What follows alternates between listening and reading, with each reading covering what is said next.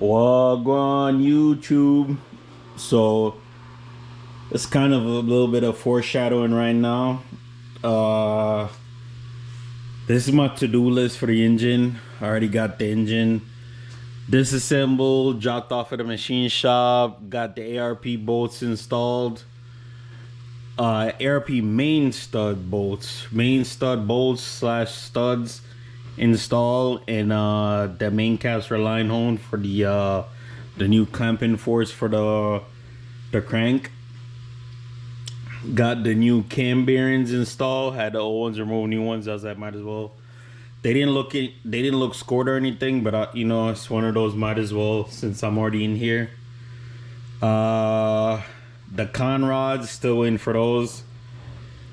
The con rod bearings, I should say. The crankshaft bearings is installed. Waiting for the H-beam connecting rods and the forged pistons. They already paid for, just waiting for them from the machine shop. Got to order the Mellon 10355 oil pump, the ARP 234-4345 head studs. Not sure what cam kit I'm gonna go with yet from BTR. I'm still not 100% sure on the power adder, like what I'm gonna do yet for the don't mind that noise, it's my washer going off, it's leaking too. I don't know what's going on, but that's what that noise is. The cam, I'm not sure what spec cam I'm gonna go with as yet. I'm gonna talk to my machinist and see what he recommends. He's pretty good when it comes to LS, big box, Hemis, anything V8, American made. I guess he's done some JDM stuff too, but he's pretty good with a lot of the American V8s. His shop's crazy. You're gonna see it in my video. He has an engine dyno, so he's gonna break it in for me before I take it to the tuner. GM LS7 lifter trays. The lifters, I'm not sure what lifters I'm gonna go with yet. The cam cover. So the cam cover, I don't have it here right now, do I? So the cam cover, I might. The cam cover, why you want to get it, replace your cam cover? Let me see if I find it real quick.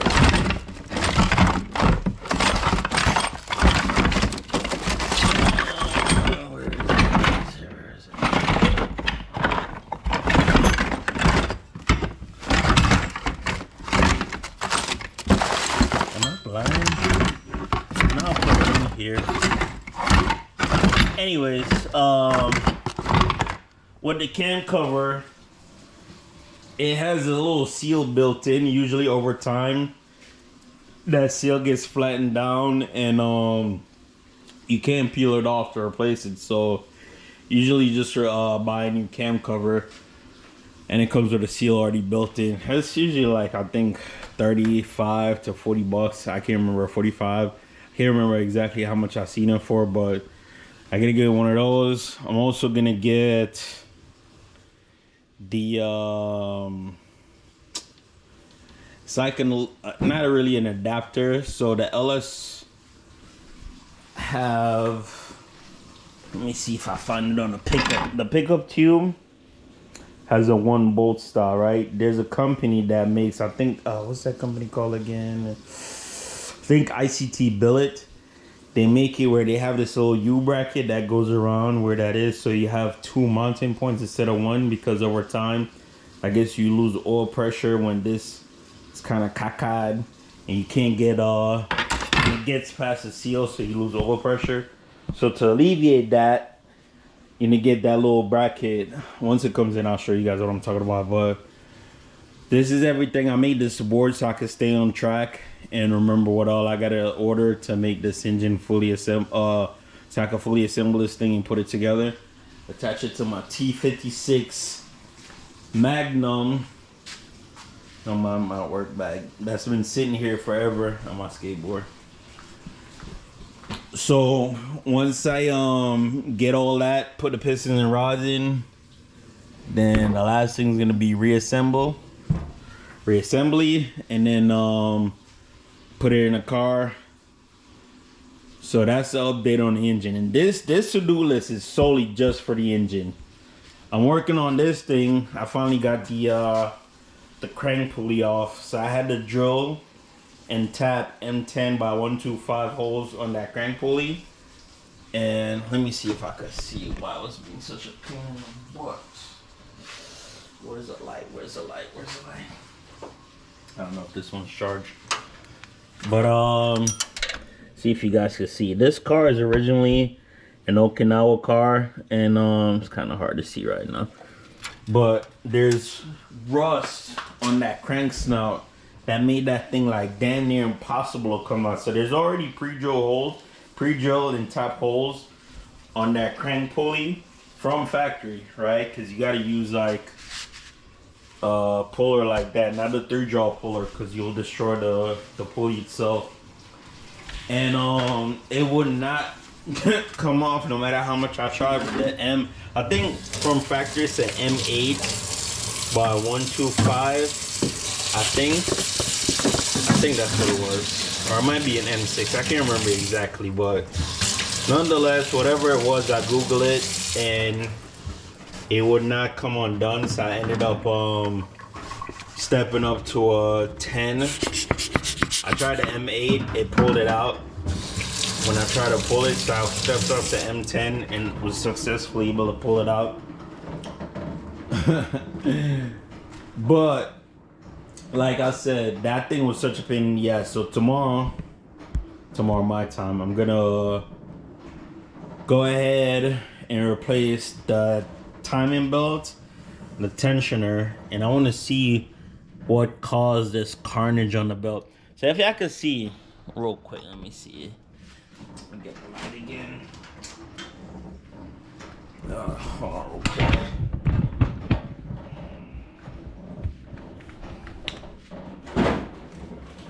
Get my little pointer.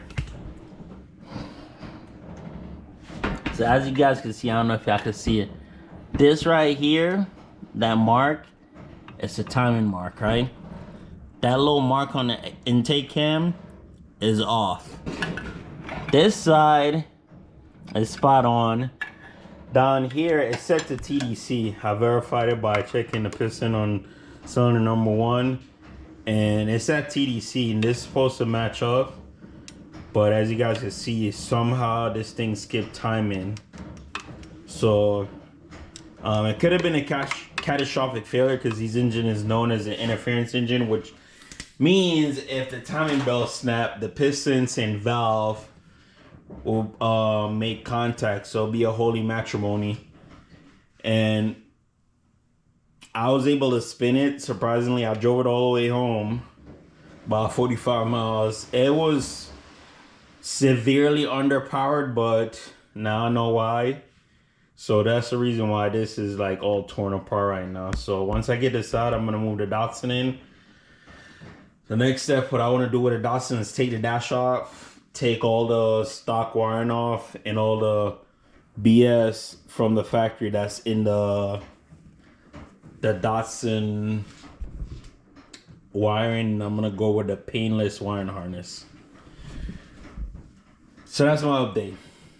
Stay tuned, watch me disassemble this engine and drop it off at the machine shop. Back at it again. This is a couple days after I shot the last video.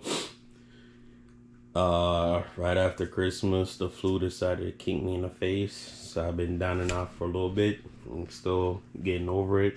You can hear the congestion a little bit. I don't know if y'all can, but I definitely feel congested. So I got the heads completely separated.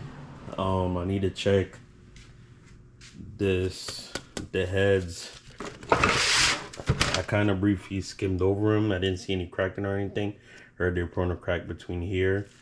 A little combustion, not a little bit, but it's kind of hard to tell because of the buildup from all the combustion and stuff like that. So all this I'm gonna clean up later with some brake cleaner just to do some inspection, because the last thing I want to do is have some 243 paperweight. You feel me?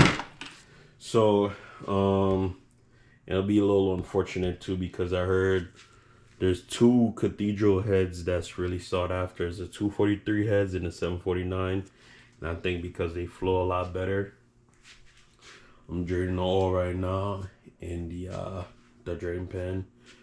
Not a drain pan, but the oil pan, because I did keep a little bit of oil in there just to make sure everything still stayed lubricated before I take it apart. It's not rusting from the inside, even though it's an aluminum block. Whatever is iron, I didn't want it to start rusting, so I left some oil in it. I'm gonna take off the timing cover, the rear main cover, and then instead of timing cover, timing chain cover. It also has a cam hidden behind here. And then I'm gonna take off the oil pan and push the pistons out. I did have this off, but I didn't want, whenever I flip it over, all the oil drain out on the floor. Trying to keep the garage floor somewhat clean. You know, I know I'm gonna make a mess, but I'm trying to minimize as much mess as I make, you know what I'm saying? So I will get back to you guys after I start taking the bottom end apart. I know I said I'd get back to you guys whenever I get to the bottom end, but I just had to take this moment to show you guys how amazingly clean this thing is. Like, I'm not even gonna lie to you, I don't know if the owner did his due diligence on changing the oil out at the recommended interval, but this thing is really clean. Like, it spins freely. There's a little bit of slack on this thing, but I think that's normal. It's supposed to have some lash on here. I just don't remember exactly how much, but other than that, like, it spins very freely. No weird noises. Nothing coming from the oil pan. Nothing coming from the cam gear or the oil system, or not oil system, but oil pump. So I'm gonna take the oil pan off and continue tearing this thing down. Hey YouTube, so it's been a couple days since I last messed with this. Let me tell you, man, adulthood is ghetto. It's the most ghettoest place I ever lived. But I had stuff that I had to take care of, so I had to put this on pause. What I need to do now, or what I've been researching, I need to figure out what crank I should get for this thing. So I've been doing a lot of research, and I've seen guys on YouTube make 4 digits. Let me back up real quick. So I'm not looking to make 4 digits in the car that I'm building, because I want to be able to put the power to the ground, but I want to be able to build it where it can handle all the power that I'm going to throw at it. So I rather overbuild it than underbuild it, if you get what I'm saying. So I want to buy a crank, like a forged crank, like a 4340 or something, that it's probably less than $1,000, because I've seen K1 crank, I've seen Eagle crank, Texas Speed cranks, CBTR has cranks now. So I'm looking to buy a crank, probably a 58 tooth reluctor crank specifically. I don't know yet if you could take the reluctor off, the reluctor wheel, and put it in a different crank. I'm not sure yet. Once I take it apart, I'll be able to look at it and see if you can do that. You probably can, to be honest. But right now, what I'm gonna end up doing is taking this windage tray off, pick up windage tray, and then start taking it apart. I know these crank, the Gen 4, not crank, the rods, they kind of had a lot of power. A lot of guys back in the day, Sloppy Mechanic and a couple other YouTubers that built LSs, they've gone 4 digits on their cranks, on not the crank, but on stock internals. But at that point, it's just borrowed time. So I want to be able to build this thing this time for it to be able to be, I don't have to pull it out anytime soon. You know what I'm saying?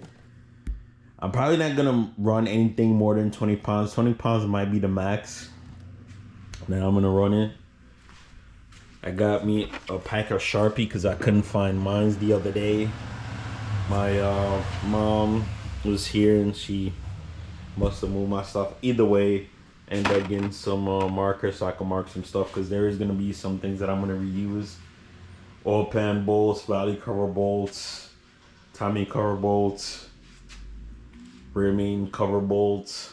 You know, just a few things I'm going to reuse. So I want to bag and tighten them. I'm going to get a tote. So everything that I'm going to take from this engine, I'm putting there. Sell the rods, the crank, the piston on Facebook Marketplace or something like that.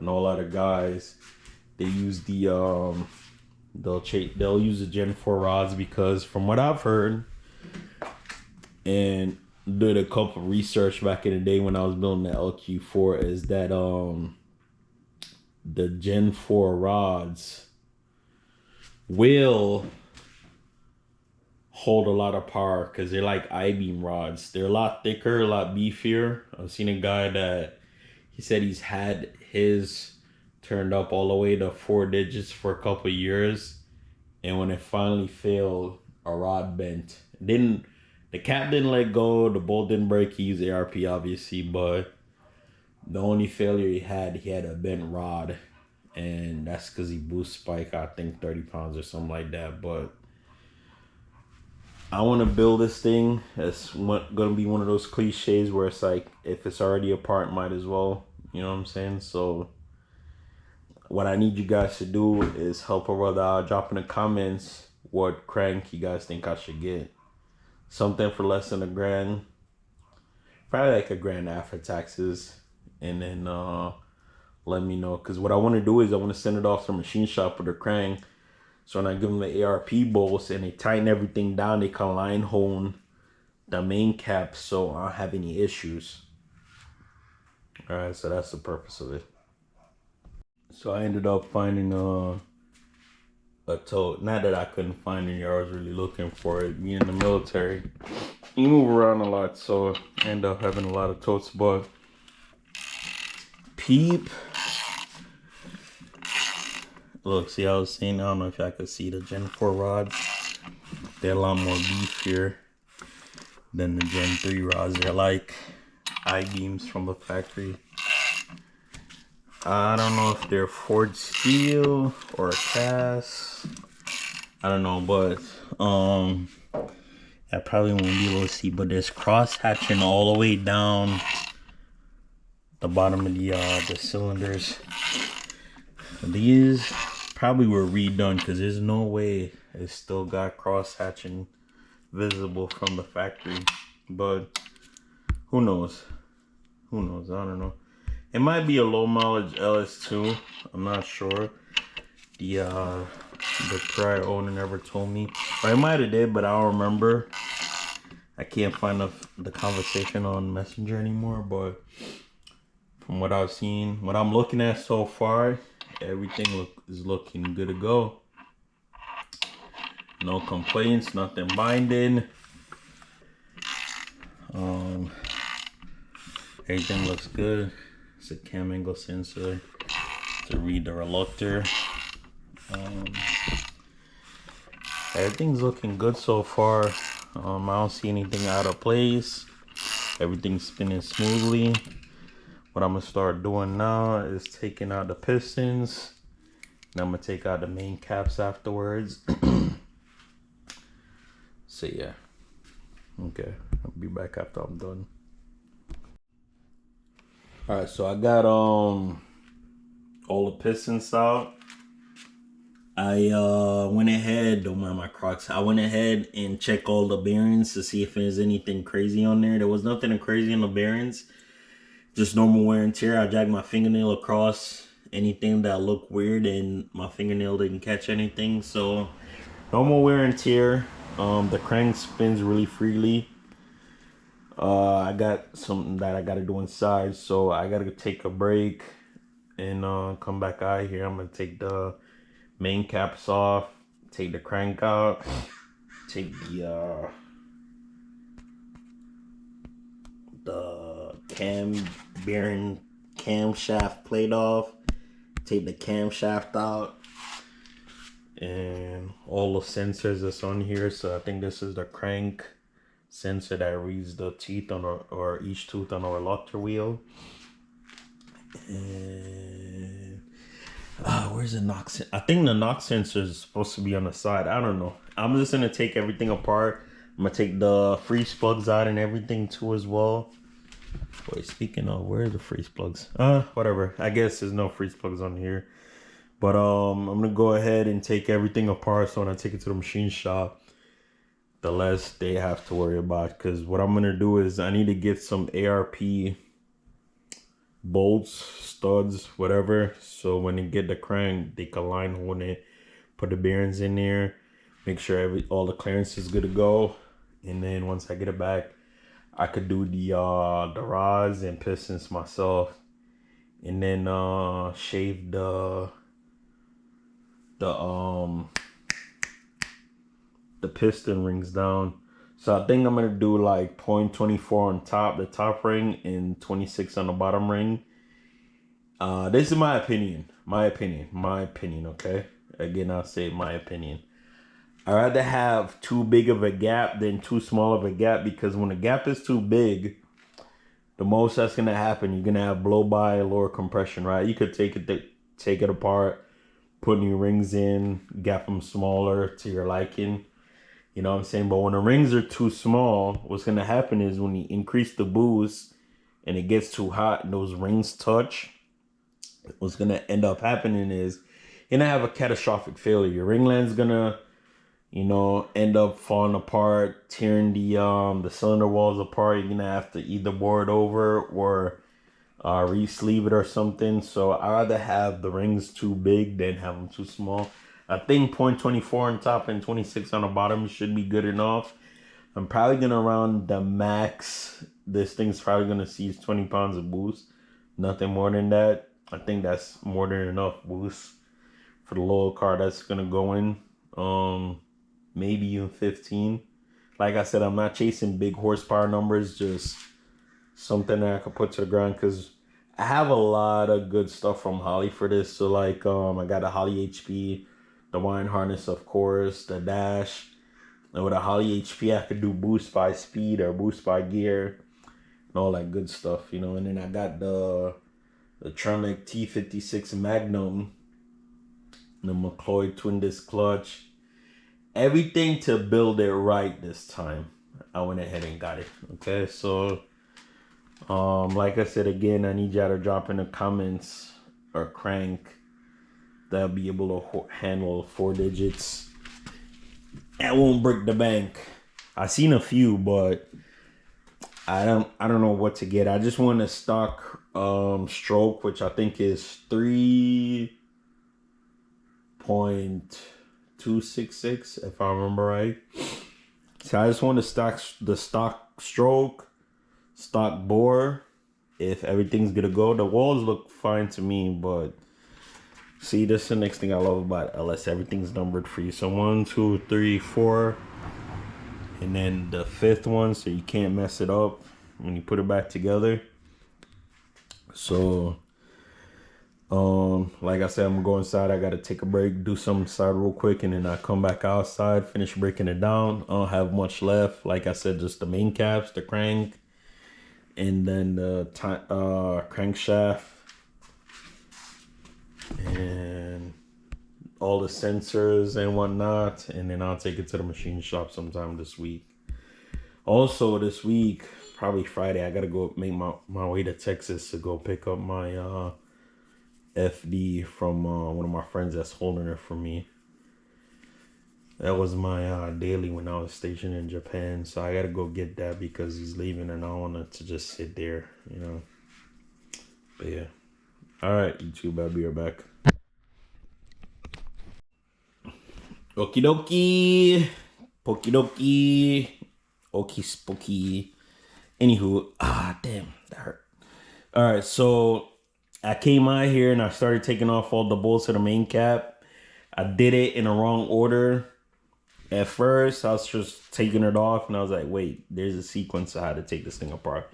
But I don't think I did any damage because all I did was take out the side bolts, the side main cap bolts. And then I was like, oh crap, there's a sequence.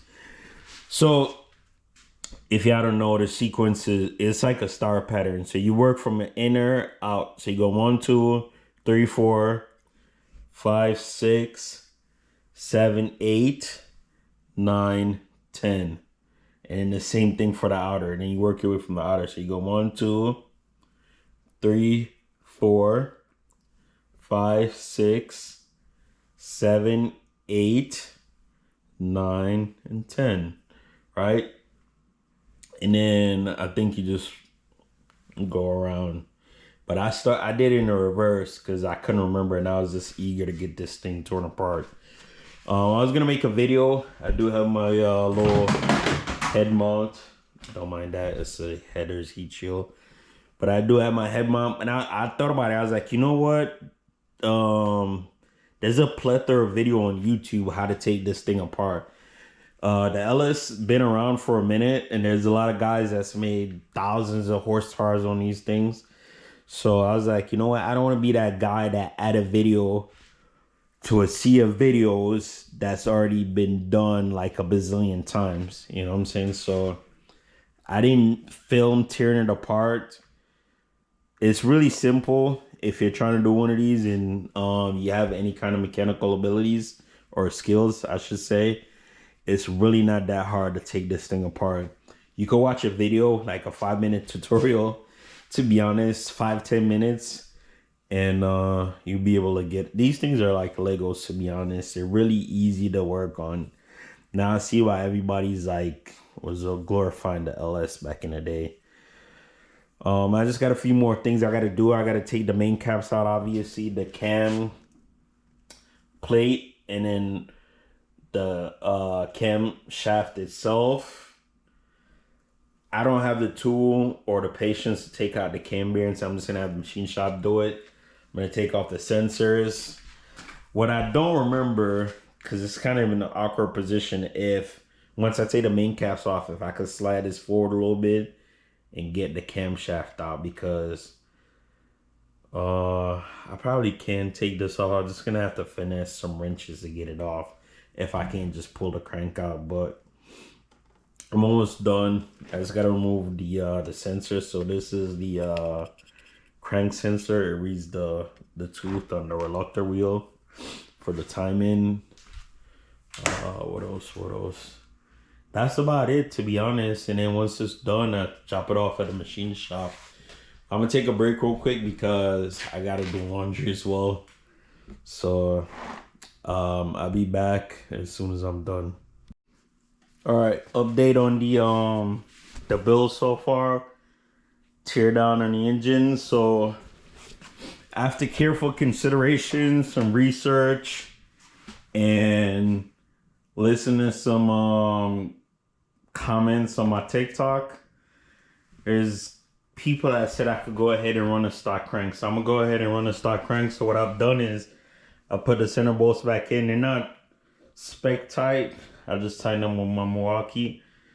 And I'm gonna send it to the machine shop with the main caps and the ARP hardware so they can line hone it, because obviously the ARP is gonna have different clamping force. So with that, I'm gonna have to get it line honed so the new bearings could clamp down to the right clamping force, right? So my suspicion about this engine so far is correct, right? At first I was like, I think they taking it apart. It's too clean on the inside to be low mileage or well maintained. I mean, it possibly could be, but this discovery definitely confirmed my suspicion. So I took the rear cover off, and guess what I found? Let me see if y'all could see it. Probably can't. Let me get my light real quick.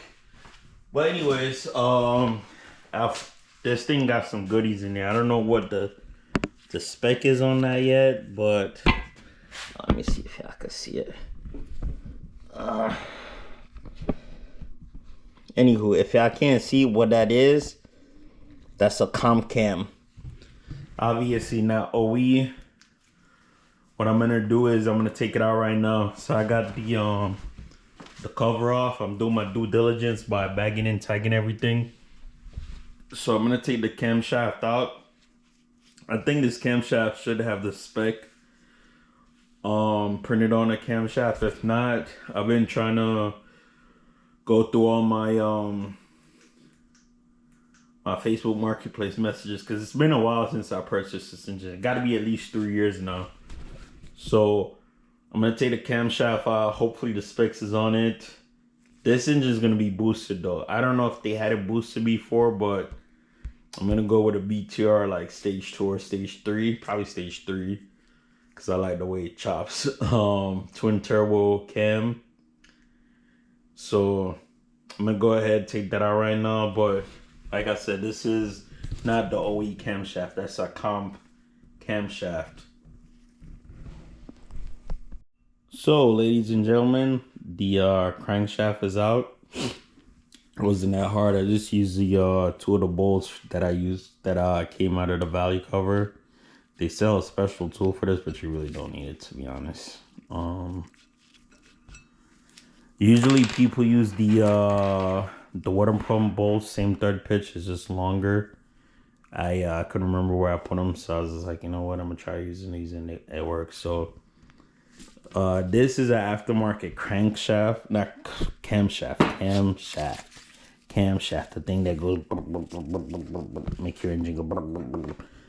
But I can't find the specs. There's some markings on here. I don't know if I can use this to find the specs. Whatever the spec is on this thing, like the cam low separation and all that stuff, low separation angle, and you know, just the spec on that camera. I don't know what it is. I cannot find the messages from the previous owner. I don't know if I accidentally deleted them, or it's just been so long that it deleted itself. I don't know. But it's not like I was gonna reuse it anyways, because I was gonna go with the BTR kit for the stage 2 or stage 3. I like the stage 3 better because of the chopping sound. You know what I'm saying? But all I'm gonna do now, so camshaft is out. Like I said in my previous video, I'm gonna reuse a stock crank.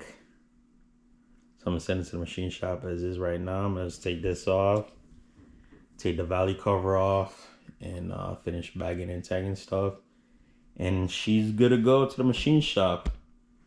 I've never used this machine shop before, but a guy that I know in the Dawson community with an LS1, it's NA, and he said the guy's pretty good. The old guy that I used to use, his shop closed down, and he's, you know, was pretty good with his LS stuff. So this guy, I've never used him before. It's gonna be my first time. So he gave me a good price. I'm gonna have this thing hot tank, Magnaflux, and check the bore size and everything.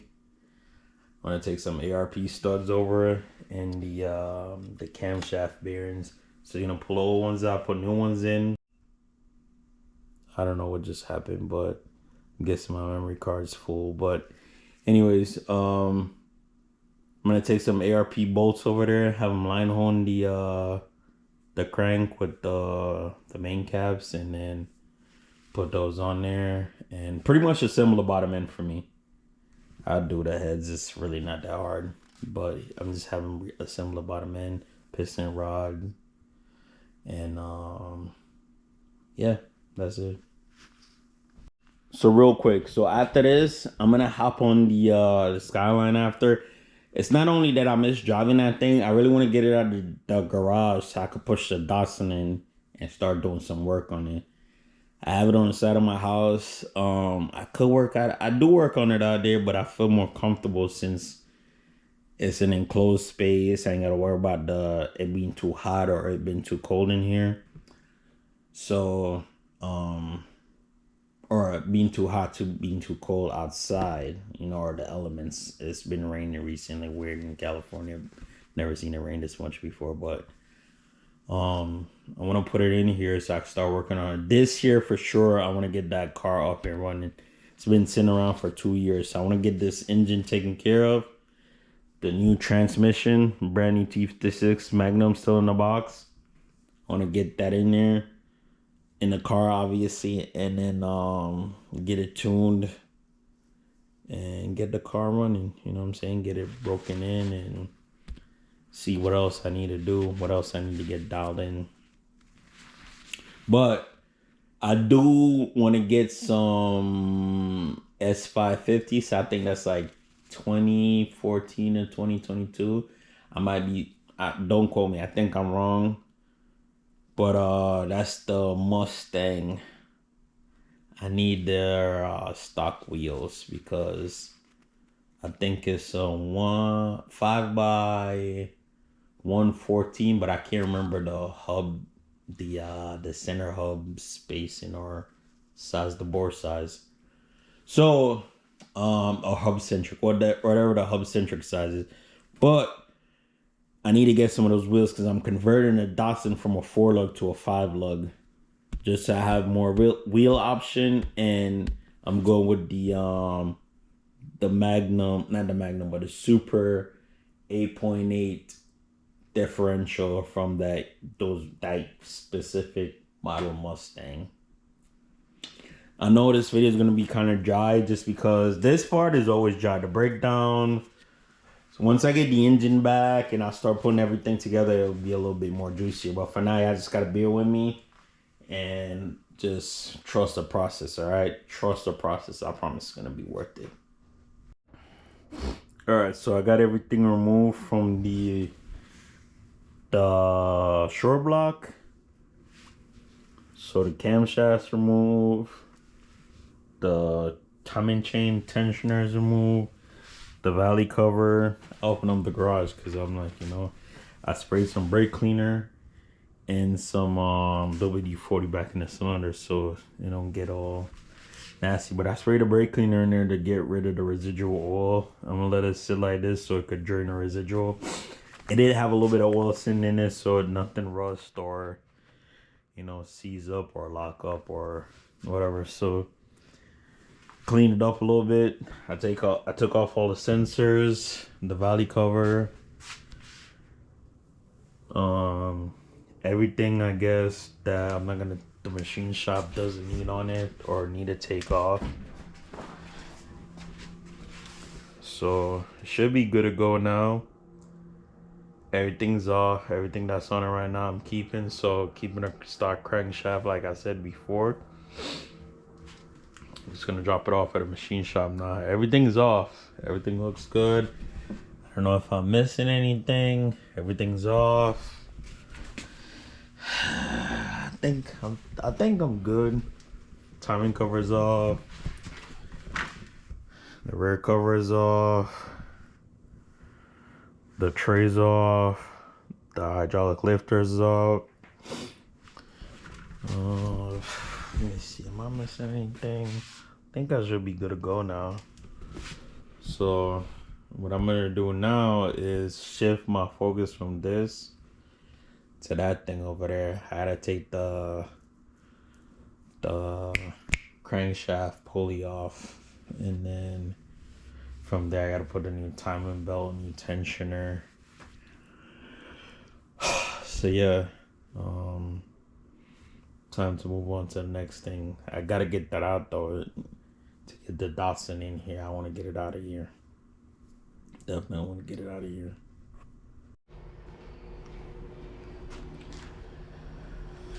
All right, so the block, we'll be getting some goodies. What do you say, 11-to-1 compression 11 to 1. Yeah, 11-to-1 compression. Bro, look at this. You can still see the crosshatch. The crosshatching. Yeah, it's really clean. It's a good buy. This was one of those right time, right place. Got on Facebook Marketplace because you look at it. If you look in the, you can still see the crosshatching. Yeah. That's good. I can look at the cores. The shells aren't too bad. It's a good core. I don't feel no lip. Yeah, I plan on doing twins. Twins. Yeah, twin 66s. So I love this. I love. So you're gonna do turbo. Still gonna be daily driven. It's gonna be on E85, right? Yes. So why don't we do at least keep the what heads are you gonna use? LS2? Stock heads, yeah. No, stock. So 243 heads, yeah. Okay, So why don't we do with a 243 65cc flat top? Well, we could do a little dome to bring the compression up to at least 11-to-1. Yeah, I was thinking about going up on the compression so I could run less boost. Yes. And Yeah. that way your torque comes in quicker, your exhaust pressures go up and boost up faster. Yeah. That's what I would do. Okay, yeah, that works. Yeah, that's what I would do. So I was thinking about doing the because it's going in a Datsun. I don't want it to be super like high horsepower where I can't put the power to the ground. So I was thinking about going with the Cali's Comstar. I don't know if you ever heard of them. rods. They have like an affordable H-beam rods. Yeah. It's about as long as you do the second level rod, because the first level rod is good for under 800 horse. Say with the 2000 bolt, they could probably push them to 1,000. But then they have now they have power adder rods, right? Yeah. And those are 800 to 1,200 bucks. That's where I'd live. Okay. But the 2000 bolt entry level rod that's good for, they say, under 1,000. Your crank will break before the rods will break. Yeah. Because your crank's still cast. Yeah, it is. That's why I was thinking about going with that one instead, because I'm not. If I go with a higher compression, I probably don't have to run more than maybe 12 pounds of boost. These cranks will handle under 1,000 for, like, if you keep it to the wheel around 700-800, you're fine. Yeah.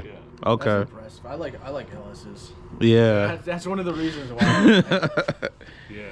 Yeah. And it'll live all day long. And then what's going to hurt the motors is a lot of RPM, right? So we keep your power band within 6,000, 3 to under 7,000. I think you'll live for a long time. Okay. Yeah. I would do like a CP, or we could do a custom piston with a dome, but we have to make sure it's a 2818 forging, and then we have to make sure we upgrade the pins, and then we have to do a stainless steel top ring.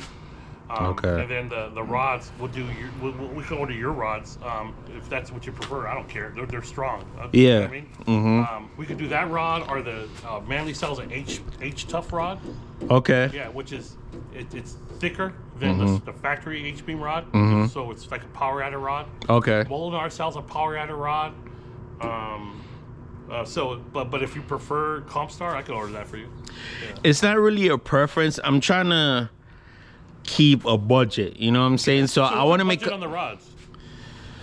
I say like 1,000. Yeah. Okay. Yeah.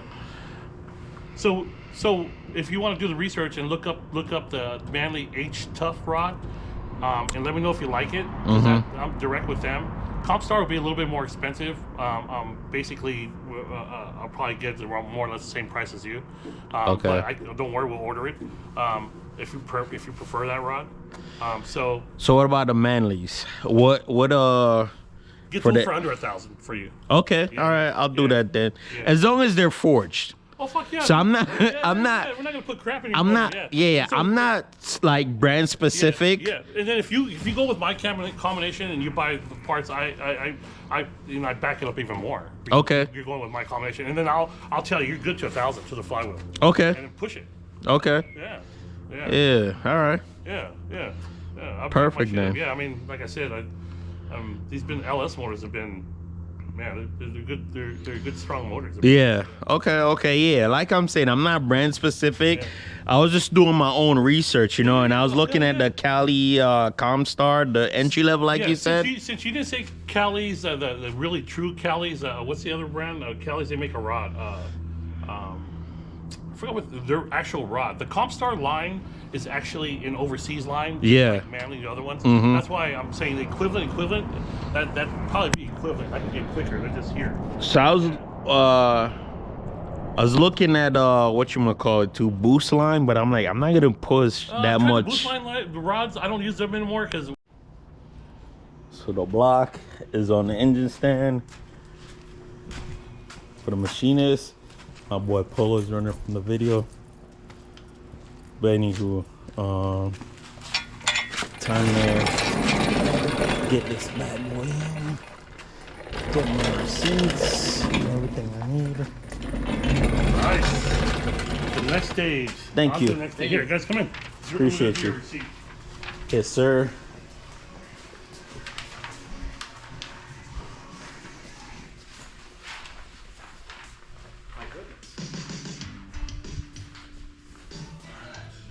What's that one over there? An LS3? That one? Yeah. That's it's actually like yours. It's a 6.0. Oh, really? Yeah, But there's a your square port same, head. Yeah, so your same setup, right? Stock crank. I put H-beam rods and forged pistons. Nice. And then he's getting that Whipple. Oh, that thing's this huge, is bro. This is your setup right here. This is yours right here. Yeah, but with the square port heads. Yeah, but with a square port head. So then he's getting this. Yeah, he's getting this Whipple. Is that a Magnuson? No, it's a Whipple. Oh, Whipple. Yeah, it's actually a Whipple. This is going to be done on Friday. You did say that like 3 different times. So It gets a root style blower. yeah. Okay. So question, what's up with these plugs? Okay, see these plugs. So your block is designed to have that DOD delete shit. Oh, where it deletes the cylinders. Yeah. And so what happens is it releases. It has solenoids up here that release the oil. And releases the pressure from the lifter, and it collapses it. Okay. So you have less lift in those cylinders. Gotcha. So actually you're only running on 4. Okay. So we plug them because we don't want to release that pressure on your regular lifters. You know, we don't want to escaping. We don't want to lose pressure to those lifters. Okay. So this is what we do. That's for a performance deal. I thought that was like for the newer LSs, because when I look up mine, it said I didn't need to plug those because those are for the AF something delete. No, we plug them because they oil comes up through there. So much died. It's like a candy store for car guys. For autism. I didn't say that, he did. Look, see, bro, it's like a lot of used parts that they'll buy and resell. People looking for OE parts. So in Japan, they had what they call JCI. And if you had aftermarket parts, you had to take them off because it wouldn't pass JCI. So, see Datsun 280Z OEM fuel rail.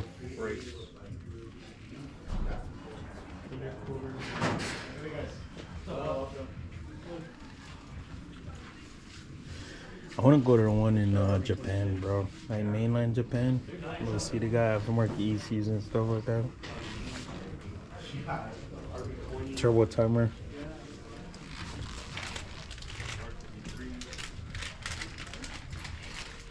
Ooh, Z, look what I found, bro. Mine's broken too, so I should buy it. The GTR. So in Oki, Yours is broke? yeah, the grill, because it's old. So you see how it says BCNR? My bad, I'm on my way. You see how it says BCNR 33? Yeah. That's how they identify the cars in Japan by this the chassis code. Cause like each chassis has like a submodel, so like Is like the body panel's a little bit different then? Yeah, so like my model has the GTR, they got the GTST, and I forgot what other model they have. I think they have like a 4-door sedan model. So like a base model stuff. Yeah, so like you want to always give them a chassis code if you're looking for the part that you want, because each chassis the part might be slightly different. Damn, I just ordered one too, but the one I ordered was carbon fiber. Look, damn, this one was $279. I should have came over here, bro. I ordered it. Well, See, look, see, you know where it exists. So. BCNR 33. Yeah. BCNR 33. See, oh, that one's a Lexus. 300. Damn. Look, bro, see, they got calipers. There's a lot of OE parts, bro. Yeah, bimbo.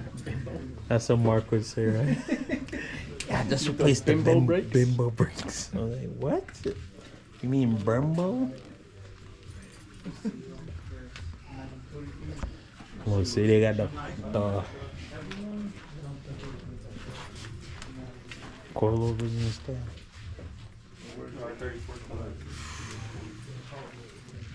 Let's see, exhaust, bro.